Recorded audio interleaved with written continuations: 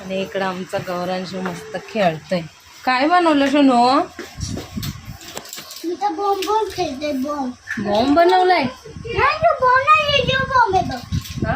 या बॉम्बला ना auditing bomb बोलतात. वा, याला ना माझ्या फोडायचं बघ. हा, फोडायचं ना असं फोडायचं आणि खेळणे इकडची तिकडं टाकायचं.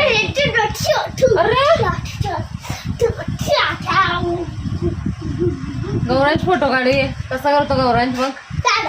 हा, बघू कसा करतो, दाखव.